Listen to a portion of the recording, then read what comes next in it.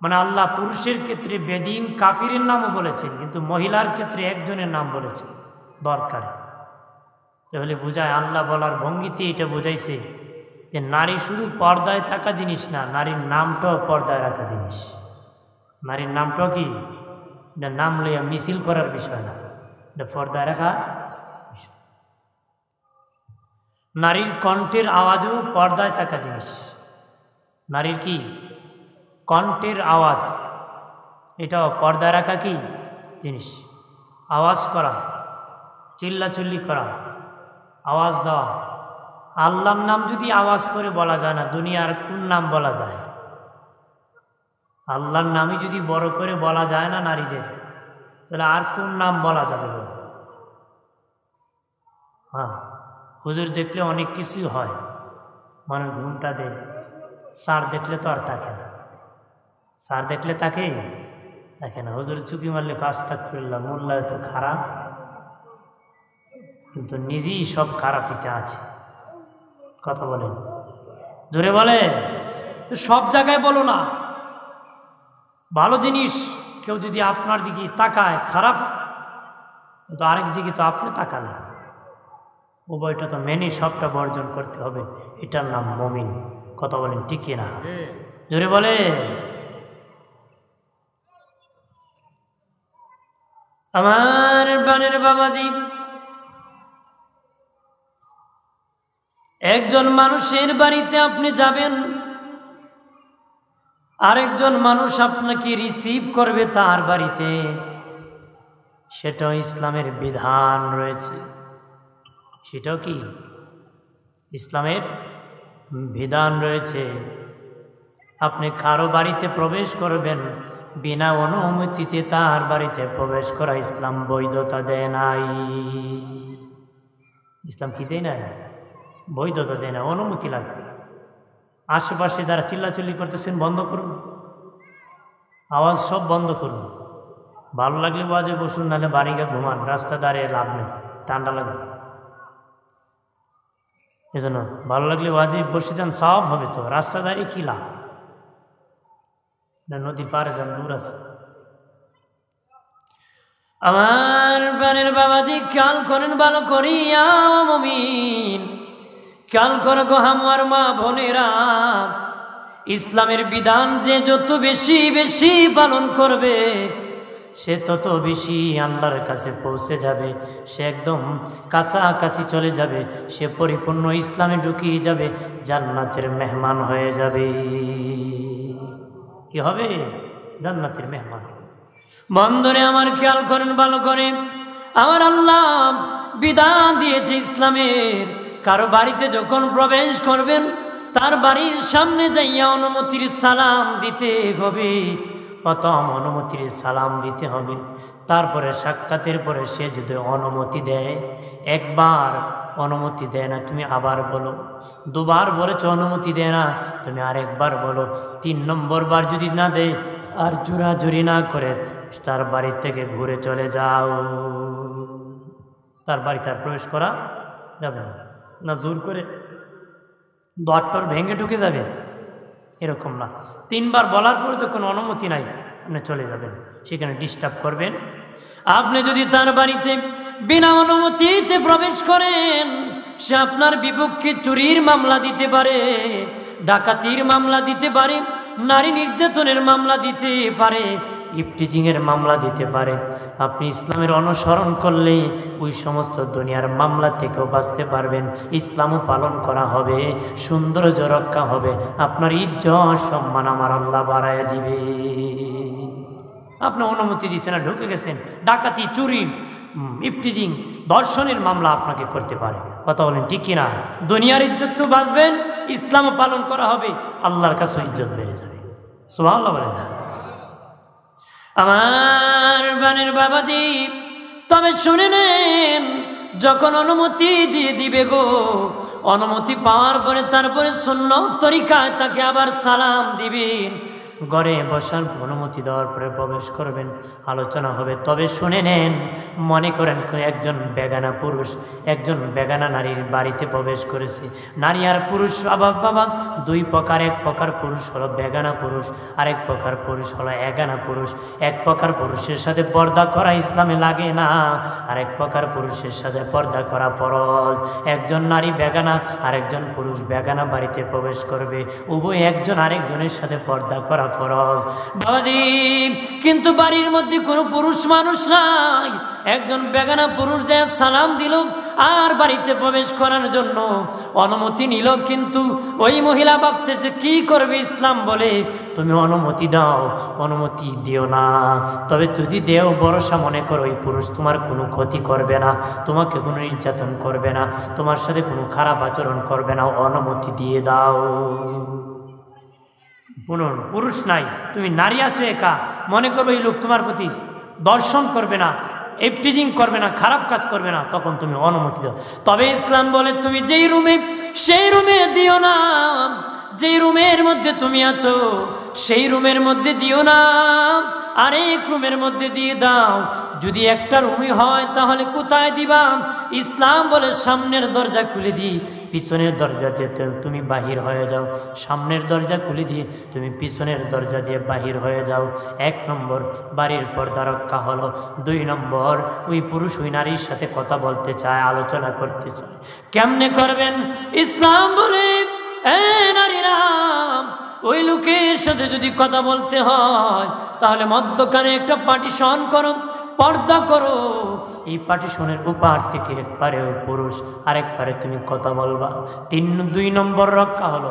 3 নম্বর, মনে করেন একজন বধূ তার স্বামীর বাড়ির মধ্যে আছে, তার নিজের আপন ভাই নাই, বাবা নাই, তার একজন চাচাতো ভাই আছে, তার সাথে পর্দা করা ফরজ। ওই লোকটা তার বাড়িতে আসছে, কিছু গোপন কথা আছে বাবাজি। ওই পর্দার ওপার থেকে কথা বললে, এক পাড়ার ওপার থেকে কথা বললে অন্য কেউ শুনলে সমস্যা হতে পারে, তার সম্পদের আলোচনা হতে পারে। ইসলাম বলে তাহলে তুমি কি করবা? একটা বোরকা পরবা, হিজাব করবা। আল্লাহ বলেন নারীরা, আমি আল্লাহ পুরুষ আর নারী পার্থক্য করে বানাইছি, নারীকে যা দিয়েছি পুরুষকে তা দিই না। এই জন্য তুমি তোমার শরীরের মধ্যে একখান বোরকা পরবা, বোরকা পরিয়া ওই পুরুষের সাথে তুমি সাক্ষাৎ করে কথা বলবা। একটু চিল্লায় বলেন আল্লাহু আকবার। বন্ধুরে আমার, এক যুবক ছেলে দিনের নবীর কাছে আসিয়া বলি, ইয়া রাসূলুল্লাহ, নবী আমি গভীর রাত বাড়ি যাই, নবী আমার বিবির হুজরায় প্রবেশ করতে কি অনুমতি লাগবে নি? আমি গভীর রজনীতে বাড়ি যাই গো নবী, আমার বিবির হুজরায় প্রবেশ করতে অনুমতি লাগবে নি? নবী কয়, যুবকরি তোর বিবি তোকে চোর মনে করুক, লজ্জা মনে করুক, ডাকাত মনে করুক, সিটার মনে করুক, তুই কি চাসনি? কয় না ইয়া রাসূলুল্লাহ, আমার বিবি আমাকে চোর মনে করুক, বাটপার মনে করুক, ডাকাত মনে করুক, লজ্জা মনে করুক, আমি মনে চাই না। নবী বলেন, হুট করে যদি তোর বিবির ঘরের মধ্যে তুই প্রবেশ করস, বিবি চোর মনে করতে পারে, ডাকাত মনে করতে পারে, সিটার মনে করতে পারে, লজ্জা মনে করতে পারে। নবী বলেন, বিবির ঘরেও যখন প্রবেশ করবা বুঝাইবা তুমি স্বামী তোমার বিবির ঘরে প্রবেশ করতেছো রে। এরপরে বলেন, তুমি ঢোকো, প্রবেশ করলে তোমার বিবি এমন অবস্থায় ঘরের মধ্যে আছে, তার প্রতি তোমার খারাপ দৃষ্টি আসতে পারে, অরুচি আসতে পারে। এই জন্য বিবির ঘরে ঢোকার সময় অবশ্যই প্রবেশ করতেছি আওয়াজটা দিয়ে প্রবেশ করবা। ইসলামের কত সুন্দর বিধান রয়েছে, একটু চিল্লায় বলেন আল্লাহু আকবার। আরেক লোক আসিয়া বলেন, ইয়া রাসূলুল্লাহ, আমি আমার মায়ের ঘরে প্রবেশ করব, অনুমতি লাগবে নি গো? নবী বলেন, রে বাবা, তুমি কি তোমার মাকে উলঙ্গ দেখতে চাও নাকি? ইয়া রাসূলুল্লাহ, না, আমার মাকে আমি উলঙ্গ দেখতে চাই না। নবী বলেন, তুমি যদি হুট করে তোমার মায়ের ঘরে প্রবেশ করো, তোমার মায়ের শরীরে কাপড় চোপড় কিছু কম থাকতে পারে, নাও থাকতে পারে, তার দ্বারা তোমার মা লজ্জায় পড়ে যেতে পারে, তুমিও শরমে পড়ে যেতে পারো। এই জন্য মায়ের ঘরে প্রবেশ করতে অনুমতি নিয়ে প্রবেশ করবা। মায়ের ঘরে অনুমতি নিয়ে প্রবেশ করতে, অনুমতি নিয়ে প্রবেশ করবা। যারা বাবা মেয়ের ঘরে প্রবেশ করতে অনুমতি নিয়ে প্রবেশ করবা, তুমি যখন প্রবেশ করবা যদি ডাক না দাও, অনুমতি না নাও, অর্থাৎ বুঝাইতেছো না তুমি যে প্রবেশ করতেছো, হুট করে ঢুকে যাও, তোমার মেয়েকে এমন অবস্থায় পেয়ে তুমি লজ্জায় পড়ে যেতে পারো। যারা মেয়ে আছো তোমরাও তোমাদের বাবার ঘরে প্রবেশ করতে অনুমতি নিয়ে প্রবেশ করবা রে, নতুবা লজ্জায় পড়ে যেতে পারো। এটা ইসলামের বিধান রয়েছে। 10 বছর বয়সের আগে 2 ছেলে এক বিছানায় থাকতে পারে, ভাই বোন এক বিছানায় থাকতে পারে, মা বাবার কাছে মেয়ে থাকতে পারে, মায়ের কাছে ছেলে থাকতে পারে।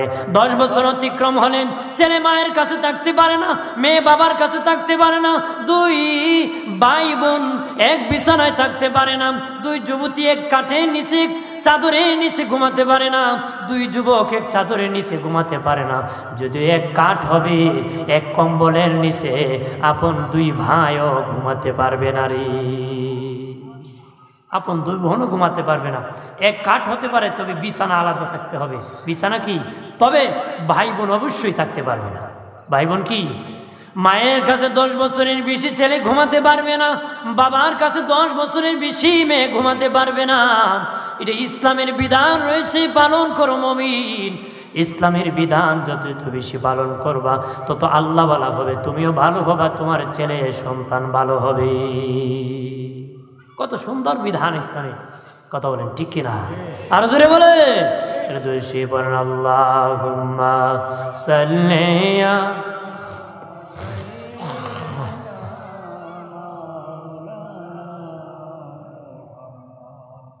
আলা আলি, আওয়াজে পড়েন না। এই দুনিয়া পরে থাকবে, আমরা একদিন থাকব না, যারে যারে কাঁদবে রে মন, কেউ না চাবে ফিরিয়া। আল্লাহুম্মা সাল্লি আলা, মারহাবা,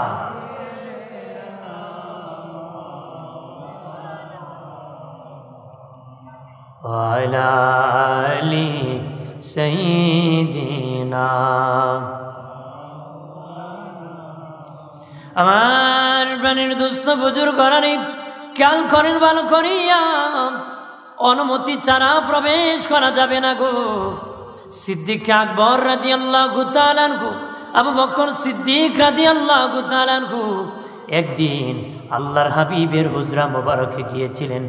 আর আবু বকরের মেয়ে মা আয়েশা বলেন, আমার নবীর বিবি উম্মাহাতুল মুমিনিন, সব মুমিনের মা, সব মুমিনের কি মা। আবু বকর সিদ্দিকের মেয়ে মা আয়েশা সিদ্দিকা রাদিয়াল্লাহু তাআলা আনহা।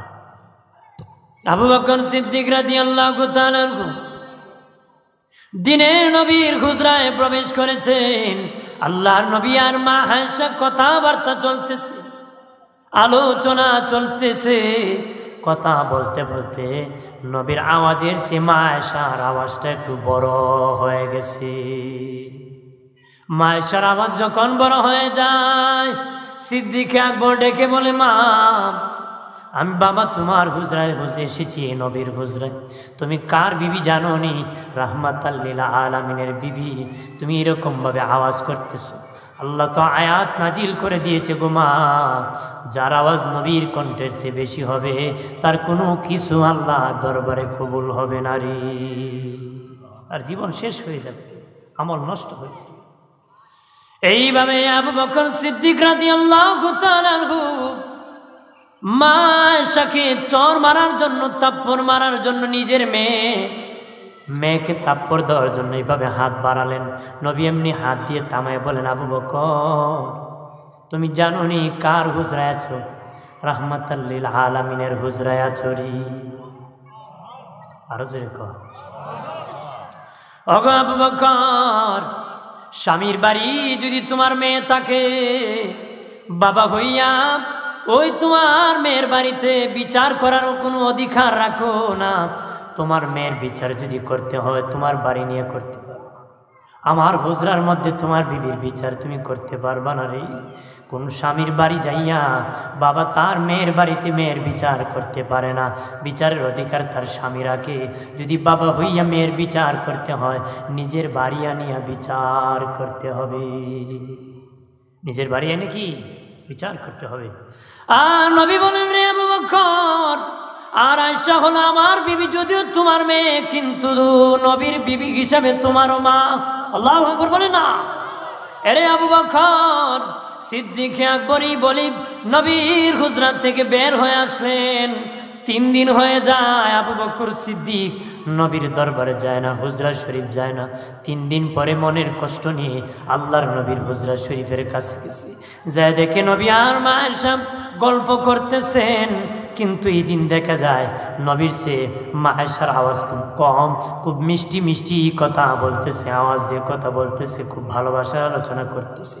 আম্মা জান আয়েশার আওয়াজ খুব কম, এমনি সালাম দিয়ে বলে, ও দিনের নবী, আপনার আবু বকর আপনার ঘরে প্রবেশ করতে চায়, অনুমতি দিবেন নি গো?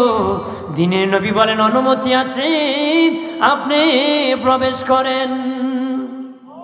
আরো ধরে বলে, আমার দিনের নবী আবু বকর সিদ্দিক তার মেয়ের জামাতার হুজরায়, মেয়ের হুজরায়ও অনুমতি চেয়েছে প্রবেশ করার জন্য। আমাদের দেশের বিয়াইরা যখন বিয়ের বাড়িতে আয়, কোনো তো অনুমতি নাই, ঢুকিয়ে কই বিয়ান সাহেব কই আছেন, পাকের ঘরে দৌড় মারে, কথা হয় না। একবার কি পাখি করে বিয়ান বাড়িত নি, বিয়ান কর কি কম চলছে, তালে তাল মিলে মরবে তো, তালে তাল মিলে হবে। ওদি এক বেটা গেছিল বিয়ের বাড়িতে, তো বিয়ে দিছে কাঁঠাল, ওর সময় বিয়ে এত তাড়াতাড়ি কাঁঠাল পাইলেন কই? আপনি আসবেন বলে শুনে আমি কাঁঠালে শিক মারছিলাম। কি মারছি? শিক মারলে বিয়ে পাকে না? কে হ্যাঁ পাকে যায় আগে লাগে। বিয়ে বেড়েছিল তরমুজের দেশে, বিয়ে দাওয়াত গেছে, গেছে বিয়ের বাড়ি চৌকির খাট থেকে পচা গন্ধ হইতেছে, বিয়ে খের গন্ধ, বিয়ে খুঁয়ে লাভ নাই। আপনার তালে তাল মিলে আপনি কইছিলেন কাঁঠালে শিক মারছেন, পাকছে, আমি ভাবছিলাম তরমুজও পাকবো, যেন শিক মারছিলাম। কি মারছিল? শিখ। আপনি তরমুজ দিলে পচে, কাঁঠালে দিলে তালে তাল মিলাইলে হবে। এ বিয়ের বাড়ি দিয়ে বিয়ানের খুব বিয়ান ঘরনি, বিয়ান কি ঘরনি, ইসলামে হারাম। বিয়ান পর্দা করা ফরজ, পর্দা করা কি? আমার বানের বাবাজি খেয়াল করেন ভালো করিয়া, ও মুমিন, অনুমতি নিয়ে বিয়ে, বাবাজি মেয়ে যাদের আছে অনুমতি নিয়ে বিয়ে দিতে হবে। জোর করে বিয়ে দেওয়া যাবে না, জোর করে বিয়ে দেওয়া যাবে না। কোনো বিবি যদি, কোনো মেয়ে যদি বলে ওই স্বামীর ঘরে খাবো না, জোর করে তার স্বামীর বাড়ি পৌঁছে দেওয়া ইসলামের বিধান না, ইসলাম জায়েজ বলে না। কেন জানুনি? বাবাজি নবীর পালক পুত্র জায়েদ রাদিয়াল্লাহু তাআলা আনহুকে আল্লাহ বলে দিলেন, ও হাবিব, ছেলে থাকতে বিয়ে করাইতেন গো, আপনি তো পালক পুত্র জায়েদকে বিয়ে করান। নবী বিয়ে করালেন নবীর ফুফাতো বোন জয়নব বিনতে জাহাজকে। ওই জায়েদের সাথে, জায়েদ হলো গোলামের বংশ, জয়নব বিনতে জাহাজ হলো নবীর বংশ। জায়েদ হলো গোলামের বংশ, আর জয়নব বিনতে জাহাজ হলো নবীর বংশ। আর দুজনে বিয়ে পড়াই দিলেন, কিন্তু জয়নব জায়েদকে স্বামী মানতে চায় না, কয় আমি সব মানি রাসূল, কিন্তু জায়েদকে আমি স্বামী হিসাবে মানতে পারি না রে। স্বামী হিসাবে কি মানতে পারি না, সব মানতে পারি, কিন্তু জায়েদকে স্বামী মানতে পারি। আমার আল্লাহ ডেকে বলেন, ও হাবিব, তাদের দুইজনের বিয়েটা আপনি ভেঙে দেন। কারণ নারী যদি বলে স্বামীর বাড়ি যাবে না, জোর করে স্বামীর বাড়ি দেওয়া যাবে না। জোর করে যদি গাড়ি উঠাইয়া আপনার মেয়েকে স্বামীর বাড়ি দিয়ে আসেন, তার স্বামীর বাড়ি যাইয়া ফাঁস লাগতে পারে, বিষ খাতে পারে, পানিতে ডুবে মরে যেতে পারে, আত্মহত্যা করতে পারে। মেয়েরা বড় জেদি, এই জন্য তোমরা এখানের মধ্যে জোর প্রয়োগ করবা না, জোর প্রয়োগ করবা না। যদি জোর প্রয়োগ করো সবাই উভয়ই ফেঁসে যেতে পারো, জেল হয়ে যেতে পারে। জোর করে কোনো মেয়েকে তার স্বামীর বাড়িতে দেওয়া যাবে না রে। এমনি বি ভেঙ্গে দিলেন। বি ভেঙ্গে দেওয়ার পরে আমার আল্লাহ ডেকে বলেন, ও হাবিব, অগদোস্ত, দুনিয়ার মধ্যে একটা কুসংস্কার থাকবে, পৃথিবীর মানুষ তালাক প্রাপ্ত নারীকে বিয়ে করবে না। মনে করবে তালাক হয়ে গেলে বিয়ে হবে না, তালাক হয়ে গেলে বিয়ে হবে না, তালাক হয়ে গেলে বিয়ে দেওয়া যাবে না, তালাক প্রাপ্ত লোককে বিয়ে করতে পারবে না, বিয়ে করবে না। আপনি কুসংস্কার দূর করে দেন গো হাবিব। ও হাবিব, দুনিয়ার মানুষ যেন কোনো নারীর তালাক পাওয়ার পর আবার বিয়ে করতে রাজি হয়। যদি আপনি সিস্টেম না চালু করে দেন, পৃথিবীর যত নারী তালাক হবে কেউ বিয়ে করবে না। এই জন্য হাবিব, আপনার ফুফাতো বোন জয়নব বিনতে জাহাজকে আপনি বিয়ে করিয়া এই কুসংস্কার দূর করে দেন। মারহাবা বলেন না। আমার প্রাণের বাবাজি, অদুস্থ বুজুর্গরা খেয়াল করেন ভালো করিয়া। ও বাবাজি, যারা স্বামী আর স্ত্রী আছেন, তর্ক বাজাবেন না, ঝগড়া করবেন না, ইসলামের বিধান পরিপূর্ণভাবে পালন করবেন, পর্দা রক্ষা করবেন। আমি না আমার বোনকে না আটকাতে পারলাম, আমি না আমার মাকে শাস্তি না দিতে পারলাম, অবশ্যই আমি আমার বিবিকে শাস্তি দিতে পারবো, করা আইন করে দিতে পারবো। আমার বিবিকে আমি আটকানোর ক্ষমতা রাখতে পারি। আমি না আমার বোনকে না আটকাতে পারলাম, বললাম, আমার মাকে না আমি আঘাত না করতে পারলাম, ধমক না দিতে পারলাম, পর্দা না আটকাতে পারলাম, অবশ্যই প্রত্যেকের বিবিকে তো স্বামী আটকানো সম্ভব। কথা বলেন না, জোরে বলেন না।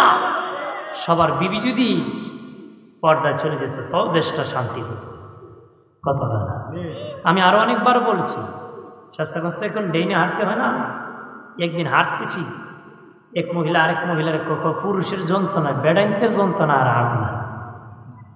কি কর বেড়াইন্তের যন্ত্রণা বোঝা যায় এই বাজারটা বেটে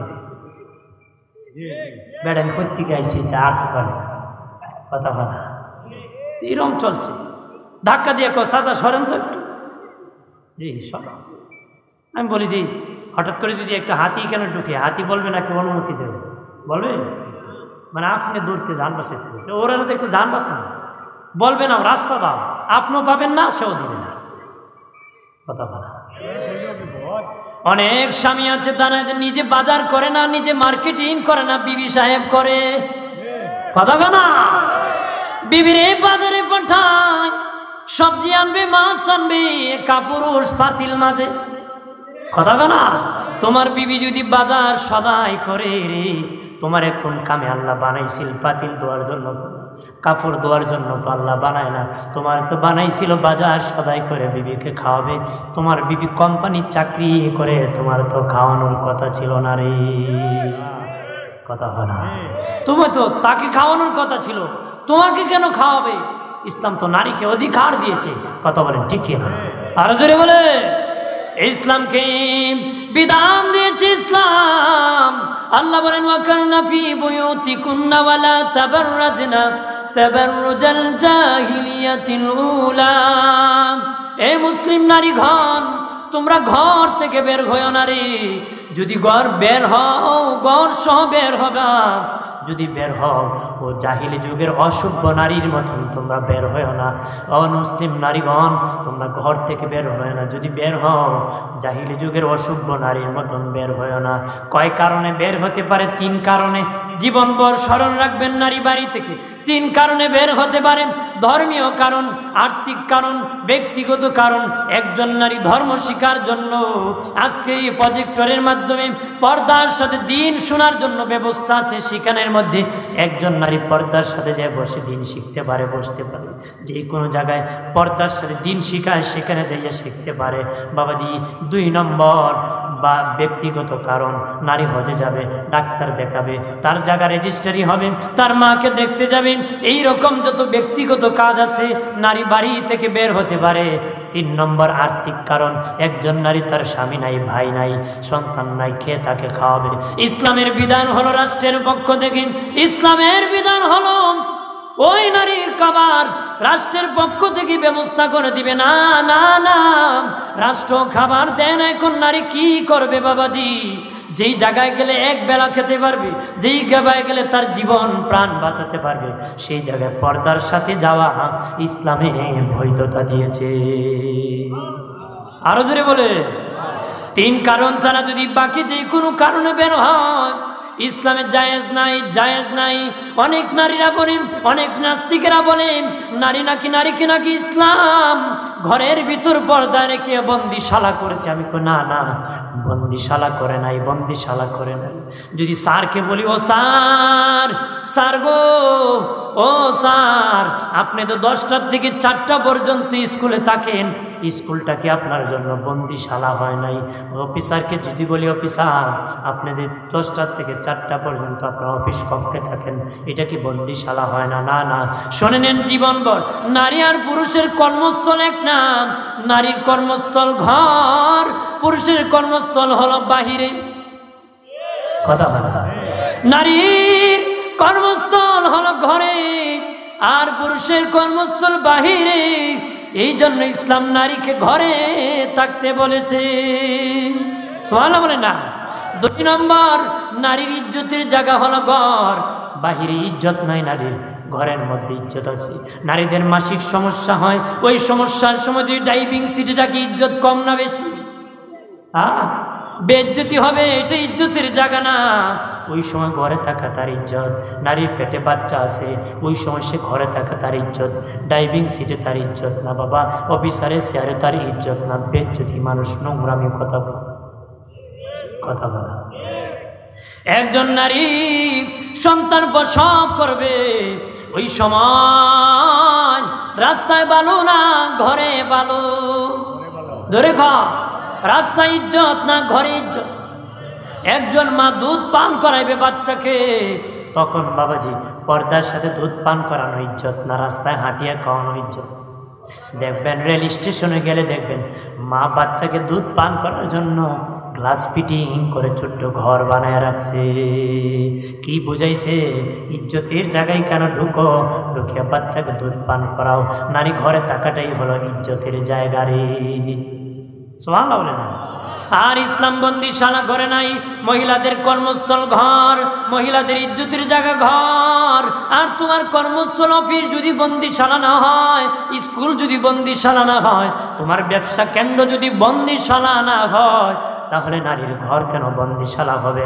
যেমনি কর্মস্থল হিসেবে বন্দিশালা না, ইসলাম গড় হিসাবে সম্মানের জায়গা নারীকে নির্ধারণ করেছে, সেটাও বন্দিশালা না, এটা ইজ্জতের জায়গা রে। সুবহানাল্লাহ বলে না। আমার ইজ্জত যদি আমি না বুঝি, কে আর বুঝবে? কতক্ষণ ঠিক কিনা? কথা কি বোঝা যায়? যেরকম বোঝা যায়। আমার বাড়ির বাবাজি খেয়াল করেন ভালো করিয়াম। ও বাবাজি, আল্লাহ বলেন, ও মুসলিম নারীগণ, তোমরা যখন ঘর থেকে বের হবে, ঘর সহ বের হবে। ঘর সহ কেমনে বের হবেন? একজন নারী ঘরে থাকলে যেমনি ভাবে দেখা যায় না, এমন একটা ঘর ফেরে বের হবে যেন তার দেহ দেখা যায় না। সুবহানাল্লাহ। ঘরের ভিতর 3টা পর্দার কথা আগেই বলেছি, কেমনে রিসিভ করবে বলছি না। এখন একজন নারী 3 কারণে বাড়ি থেকে বের হবে। কেমনে বের হবে? এটা ইসলামের বিধান আছে, কেমনে বের হবে। আল্লাহ বলেন, ও নারী, তুমি বাড়ি থেকে বের হবা, তোমার যখন শরীরে কোনো পোশাক থাকে, তখন এই পোশাকের উপর তুমি একখান বোরকা লাগাও, একজন বোরকা লাগাও, ঢিলা ঢালা একজন বোরকা লাগাও। তারপরে তুমি একজন মাথার কাপড়ের অংশ দিয়া তোমার চেহারাটা ঢেকে ফেলো রে। কি করতো? আপনারা বলেন, মহিলাদের সবচেয়ে দামি, মানুষের সবচেয়ে দামি অঙ্গ কোনটা? চেহারা। দামি অঙ্গ কি? চেহারা। চেহারা হলো দামি অঙ্গ। চেহারা হলো কি? আপনি যদি বিয়ে করতে যান, কন্যার বাবা যদি কয় আমার মেয়ে মুখ দেয়, কে করবো নি? করবো? যদি কয় চুল আছে তার অনেক লম্বা, পিঠ পর্যন্ত, আপনি বিয়ে করবেন? তার মানে সবচেয়ে দামি কি? চেহারা। দামি কি? চেহারা। বলছি চেহারা ঢেকে ফেলি। চেহারা কি? আর কেমন বোরকা বাবাজি সহজ হওয়ার জন্য বলে দিই, আগের মা দাদিরা যে বোরকা পরতো, সেই বোরকা ইসলামের বোরকা। তাফসীরওয়ালারা বলেছেন 3 প্রকার বোরকা জায়েজ নাই। কয় প্রকার? তাফসীরওয়ালারা বলেছেন 3 প্রকার বোরকা জায়েজ না। ও বাবাজি, এটা বোরকার নামে পেশন ভণ্ডামি। 1 নম্বর, চকচকা রঙ্গানো বোরকা জায়েজ নাই। চকচকা বোরকা একজন বৃদ্ধ মানুষও পড়ছে, জনও পড়েছে। কোনটা বৃদ্ধ কোনটা জন মানুষ চিনতে পারে? চিনতে পারে না, পাশে এমন ডিজাইনে সে চিনার জন্য নয়। বাবাজি এখন যে নোংরামি শুরু হয়েছে, নোংরামির কথাটা আমি বলতেছি। ও দোস্ত বুজুর্গরা, চকচকা রঙ্গানু ঝিলিমিলি ওই রকম বোরকা পরা জায়েজ না। যে মা বোনেরা চকচকা রঙ্গানু বোরকা পরে, এটা বোরকার নামে ভণ্ডামি আর ফ্যাশন, আর এটা ছাড়া আর কিছু হতে পারে না রে। ফ্যাশন ছাড়া আর কিছু হতে। 2 নম্বর, পাতলা কাপড়ের বোরকা পরা জায়েজ না, পাতলা কাপড়ের বোরকা পরা জায়েজ না। 3 নম্বর, টাইট পিট করে বোরকা পরা জায়েজ না। এই 3 অবস্থা যদি কোনো নারীর বোরকার হয়, এটা জায়েজ হবে না। এটা বোরকার নামে ফ্যাশন, বোরকার নামে বুড়ি আঙ্গুল দেখায়। কথা বলা কোন শয়তানে আবিষ্কার করছিল আল্লাহ জানে। মুসলমানের বাচ্চা হতে পারে না। এক লোক কইছিল, এক বেচারা বিয়ে করছিল, বুবা বিবি, বিবি তার কথা কইতে পারে না। স্বামীরে প্রতিদিন দেখায় 1 আঙ্গুল, বাবার বাড়ি যাইব, একদিন থাকবো। কয়দিন থাকবো? একদিন। বেচারা রাজি হইয়া গাড়ি কুটালিয়ে রওনা করছে। কিছু গিয়ে 2 আঙ্গুল দেখা, 2 দিন থাকবো। একটু বাপের বাড়ি কাছাকাছি গিয়ে 3 আঙ্গুল দেখাবো, 3 দিন কয়। বাড়ির পাশাপাশি গিয়া 4 আঙ্গুল দেখায়, 4 দিন। বুবি পারতনি, বাড়ির উঠানোকে বুড়ি আঙ্গুল দেখায়, আর আইতাম আর কি করতো না, আর আইতো। আমরা এখন মানে বুরকা পরে শেষ মতো বুড়ি আঙ্গুল দেখায়। ঠিক কিনা? ভয় শয়তানি ছাড়া আর কিছু হতে পারে। কথা বলেন ঠিক কিনা? জোরে বলে। যেটা প্যাকেটে সুন্দর ইজ্জত, সেটা ইটে থাকতে হবে। পণ্ডিতালা করে লাভ হবে? জোরে কোন হবে? ওদের 2 ভাই ছিল, একটা ছিল একটু ব্যাককল আর একটা চালাক। ছোটটা ছিল কি চালাক, বড়টা বেশিরভাগ দেখবেন বড় ঘরের বড় ছেলেটা একটু নম্র ভদ্র হয়, একটু কম আকল হয়, এরকম আছে না, লাজুক হয়। কেন জানেননি? নতুন বউ যখন বিয়ে হয়ে আসে তখন কিছু পর্দা রক্ষা করে, ঘুমটা গামটি দেয়, কিছু ভদ্রতা রক্ষা করে, কিছু লুকায় সাফায় চলে। তো এর ভিতরে যখন একটা বাচ্চা হয় ভালোই জায়গায়, এরপর যখন একলা ওই জায়গায় 3-4টা নাড়া ছাড়া দেয়, কাম শেষ। কথা হয় ধরে বলে। বন্ধুরে আমার, 2 ভাই, এক ভাই বড় চালাক আর এক ভাই বড় ভাই সহজ সরল। বাড়িতে কলা পেকেছে, ও বলল কলা বাজারে বিক্রি করব। বড় ভাই ব্যাগ করলে ছোট কলা দিয়েছে, সে বড় কলা নিয়েছে। বলে আগামীকাল কলেজে পরীক্ষা আছে, আমি কলেজের সামনে কলাগুলা বিক্রি করে দিব। কি করব? এমন কোনো বাকল টাকল ছিলে চিনি টিনি মাখায়া ওই কলেজের সামনে দাঁড়িয়েছে। দুপুর যখন হয়ে গেল, রৌদ্র যখন লেগে গেল, গলে মাছি বসা শুরু হয়ে গেল। পরীক্ষার থেকে ছেলেরা বের হয়ে দূর হ দূর হ। খাবে দূরের কথা, এখানে দাঁড়াইতে দেয় না। বলছিল এখানে ফেলে দিবে, ফেলতেও দেয় না। ডাস্টবিনে ফেলে দিতে হবে, নতুবা নদীর পারে ফেলে দিতে হবে। রাত হয়ে যায়, ছোট ছেলে আসে না। মা ডেকে বলে, বাবা তোর ভাই কই রে? কমা, আমি তো বাড়ির সামনে বেকল বলে বিক্রি করে চলে আসছি। আমার ভাই কলেজের সামনে গিয়েছিল, রাত্রে যখন ফিরেছে, কমা আমি একটু চালাকি করেছিলাম, বেশি বিক্রি করার জন্য, একটু বেশি মৌসুম দেখানোর জন্য, বেশি একটু দামি বাপ দেখানোর জন্য। কুই বাকল ছিলা চিনি মাকে বাড়ি নিসলাম গো মা, আমাকে কলেজে মানুষ খাবে দূরের কথা, জাগাই দেয় না ফালার জন্য। শোনে না ওরে মা বোনেরা, দুনিয়ার কলা যেমন সিলাইয়া বাজারে নিলে দুনিয়ার বাজারে বিক্রি হয় না। আর তোমরা যারা বেপরদায় চলবা, হাসরের ময়দানে আল্লাহর বাজারে জান্নাতি বিক্রি হবে না রে, কি হবে না? দুনিয়ার বাজারে যেমন শিলা কলা বিক্রি হবে না রে, যারা বেপরদা হইবা, ডাস্টবিনের মধ্যে যেমনই শিলা কলা ফেলে দিতে হয়, তোমরা যারা বেপরদা হবা, জাহান্নামের মধ্যে তোমাদেরকে ফেলে দেওয়া হবে। আল্লাহর বাজারের জান্নাতের মধ্যে তোদের বিক্রি হবে না রে। সাবধান! নারী বাড়ি থেকে বের হইলাম, প্রথম তার দেহ ঢাকলাম কেমন বোরকা, আগের দাদুরা যে বোরকা পরতো এরকম বোরকা পরে চেহারা ঢাকলাম। 2 নম্বর আল্লাহ বলেন কোন পর্দা করবা? তোমার চোখের পর্দা করো। চোখের পর্দা তুমি কেমনে করবা? কাপড় দিয়া ডাকবা না, না। আমার আল্লাহ বলেন, রে আমার বান্দিরাম, তোরা যদি কাপড় দিয়া চক্ষু ডেকে ফেলোস, গাড়ির নিচে পড়ে যেতে পারোস, টাকের নিচে পড়ে যেতে পারোস, খালে পড়ে যেতে পারোস, কারোর সাথে টাচ লাগতে পারে। আল্লাহ বলে না, না, না, না, আমি জুলুম করব না। তোদের চেহারা, মুখ, তোদের চক্ষু কিন্তু কাপড় দিয়ে ঢাকা লাগবে না। কি করবে আমার দেশের নারীরা? এখন একটা সুবিধা পেয়েছি, চশমা লাগাই দেয়, চশমা লাগাই পর্দা করে, বলে আমি পর্দা করতেছি। যদিও দুনিয়ার পুরুষ ওনার চোখ দেখে না, ইনি কিন্তু চশমার পাকে দুনিয়ার সব পুরুষই দেখে। কথা, যদিও দুনিয়ার পুরুষ তারা দেখে না, তাই চশমার কিনারও কোন দিতে চাইছেন আর কেউ হইতে পারে। কথা বলেন না বন্ধরে আমার, কাল করেন ভালো করিয়া। আমাদের চোখ হলো ক্যামেরার পিতার মতন, যেটা দেখবে সেটা রেকর্ড করে ফেলে। Record, record. যে হামু এসেছি, স্কুল কোন জায়গায়, মসজিদ কোন জায়গায়, ইমাম কালো না সাদা, লম্বা না খাটু, এটা বলে দিতে পারবেন। হবিগঞ্জে যারা গিয়েছে, ইসলামী ব্যাংক কোন জায়গায় আছে, কোর্ট মসজিদ কোন জায়গায় আছে, কোর্ট কোন জায়গায় আছে, বাবাজি সিএনজি স্ট্যান্ড কোন জায়গায় আছে, বাস স্টেশন কোন জায়গায় আছে, এখানে চক্ষু মুজে মুজে বলে দিতে পারে। কেন জানেননি? সেখানে গিয়েছে, তার ক্যামেরা রেকর্ড করেছে, রেকর্ড করেছে, রেকর্ড করেছে। আমাদের চোখ হলো ক্যামেরার পিতা, যেটা দেখে সেটাই তার রেকর্ড হয়ে যায়, পরে কল্পনা করতে থাকেন।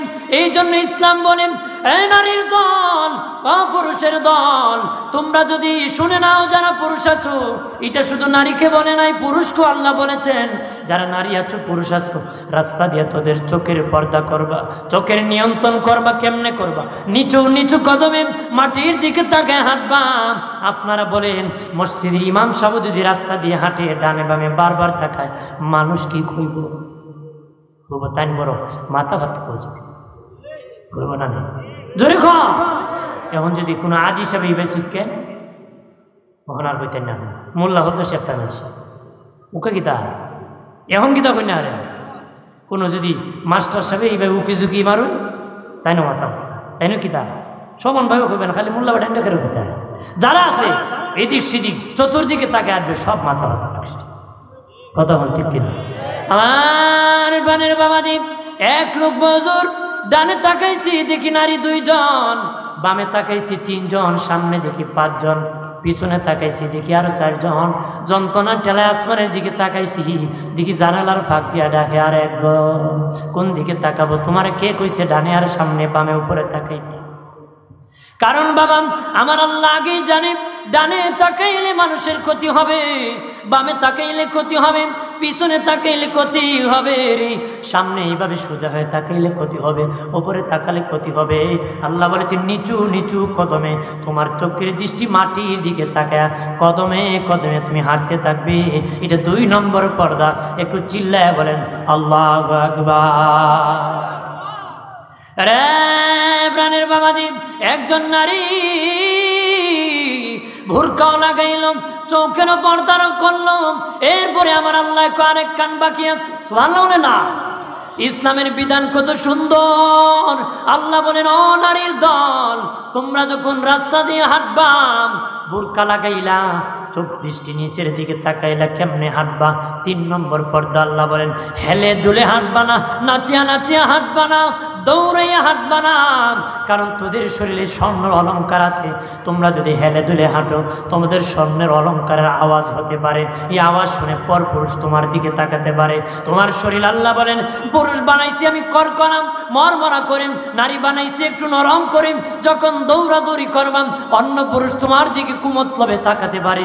এই জন্য আল্লাহ বলেন, নারীরা রে, তোদের ইজ্জত রক্ষার জন্য তোদেরকে নরম করে বানাইছি, নরম মাটির উপর নরম নরম কদমে কদমে তোমরা হাঁটবা। একটু চিল্লায় বলেন আল্লাহু আকবার। তোমাদেরকে নরম করে বানাইছি, তোমরা নরম নরম কদমে আল্লাহর জমিনে হাঁটবেন। আল্লাহু আকবার বলেন না? আমার বানের বাবাজি, আল্লাহর ওলি জাজুরি রহমতুল্লাহ আলাইহি রাস্তা দিয়ে যান, নামাজের সময় হয়ে গেল। এক বাড়ির কাছে পুকুরের মধ্যে উঁচু করবে, নামাজ পড়বে, দেখে পুকুরের মধ্যে পানি নাই। বাড়ির মধ্যে ডাক দিছে, কে আসুনি? বাড়ির মধ্যে কেউ আসুনি, দরজা খুলো। একজন ছোট্ট মহিলা, বয়স কম একজন মহিলা বের হয়ে কয়, ওই পুকুরে যাইয়া উজু করে নামাজ পড়ে নেন। সুবহানাল্লাহ বলেন না? আল্লাহর ওলি জাজুরি রহমতুল্লাহ আলাইহি বলেন, মা আমি পুকুরের কাছে গিয়েছি গো, পানি নাই। পানি নাই। এমনি আল্লাহর ওলি ওই মহিলা হাঁটে হাঁটে আগিয়ে গেছে, পুকুরের মধ্যে তার মুখ থেকে তুতু নিক্ষেপ করে দিয়েছে, সাথে সাথে পুকুর পানিতে ভরপুর হয়ে গেছে। আল্লাহর ওলি জাজুরি রহমতুল্লাহ আলাইহি ওযু বানাইয়া নামাজ পড়িয়া কয়, মা কি আমল করছো গো মা, কি আমল করছো গো? এই আমলের দ্বারা তুতু নিক্ষেপের সাথে সাথে পানিতে পুকুর ভরপুর হয়ে গেছে। আল্লাহর ওলি জীবনে কোনোদিন বেপরদা হই নাই, স্বামীর কথা অমান্য করি নাই। আর সবচেয়ে বড় আমল হলো আল্লাহর হাবিবের প্রতি দরুদ শরীফ আমি পাঠ করি। ওই দরুদ পড়ার কারণে, পর্দা মানার কারণে, ইসলামের অনুসরণ করার কারণে আল্লাহ এত বরকত দিয়েছে আমার তুতুর মধ্যে। তুতু দিতে দেরি, পুকুর পানি ভরতে দেরি হয় নাই। আরো জোরে বলে আমার প্রাণের বাবাজি, খেয়াল করেন ভালো করিয়া, মা বোন যারা শুনতেছ গো, তোমরা যখন মরে যাবা ঈদগাহ ময়দানে জানাজা পড়ার জন্য আনা হবে গো, তখন মানুষ বক্তব্য দিবে, অমুকের মা কেমন ছিল, এমন ছিল, তেমন ছিল। এখন তোমার আওয়াজে যদি মানুষ কষ্ট পায় তাহলে কেমন বলবে? এবার বুঝে নাও ভালো করে। তোমার গালিতে যদি কষ্ট পায় তাহলে কেমন করে বুঝে নাও ভালো করে। কণ্ঠ আওয়াজ করুন, হয়তো মানুষ বলবে এই মহিলা মরে গেছে, ভালো হয়েছে, তার জন্য মসজিদে নামাজ পড়তে পারতাম না, তার জন্য রাস্তা দিয়ে হাঁটতে পারতাম না। ও মা, কার জন্য চিল্লাচিল্লি করুক, কার জন্য আওয়াজ করুক মা, আমি বলে যাই, এখন যদি তুমি মরে যাও 40 দিনও পার করবে না, তোমার স্বামী আর একটা বিয়ে করে ফেলবে, স্মরণ রাখবে না, তার মোজ মোজ করতে করতে চলতেছে।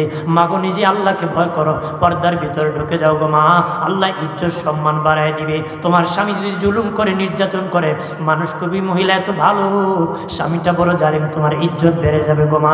আরে মা, মাগো আল্লাহর বিধান পালন করো, নবীর সুন্নত তরিকায় জীবন যাপন করো। আল্লাহর নবী মেরাজ যখন গিয়েছেন, দেখলেন কিছু মহিলার জিব্বা টানিয়া ফেরেশতারা লম্বা করছে, মাথার মধ্যে শিখ হুক মেরে রেখে দিয়েছে। নবী কয়, ভাই জিবরাইল, ওরা কারা রে যাদের জিব্বা লম্বা করে হুক মারা হয়েছে? জিবরিল ডেকে বলেন, ইয়া রাসূলুল্লাহ, নবী, ওগো মায়ের নবী, ওরা ওই সমস্ত মহিলারা যারা দুনিয়ার জমিনে খুব কণ্ঠের আওয়াজ বেশি ছিল, আওয়াজ করে কথা বলতো, যত দূর তার কথার আওয়াজ গিয়েছিল তত লম্বা করে জিব্বাকে টানিয়ে লম্বা করে পেরেক মারা হয়েছে। একটু চিল্লায় বলেন নাউজুবিল্লাহ। আমার দিনের নবী দেখলেন কিছু মহিলাকে শূন্য জগতে ঝুলন্ত রাখা হয়েছে। নাউজুবিল্লাহ বলেন না।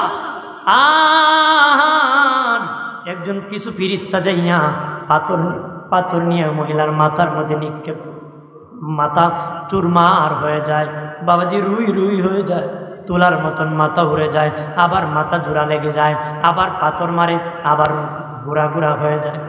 এইভাবে পাথর মারতেছে, মাথা আবার জোড়া লাগতেছে, আবার তোলার মতন রুই রুই হইতেছে।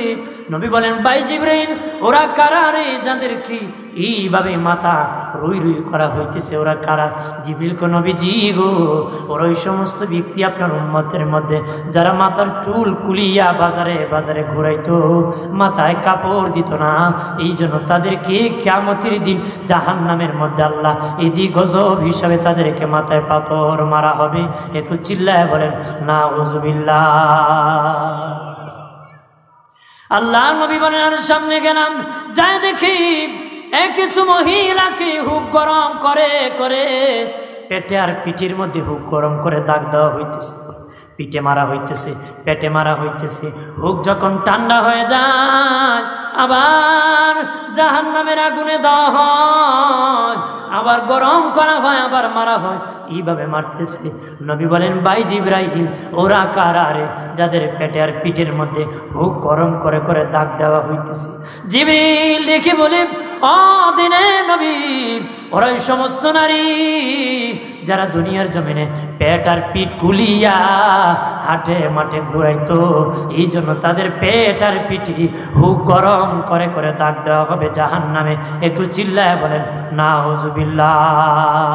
আল্লাহুম্মা সাল্লি আলা।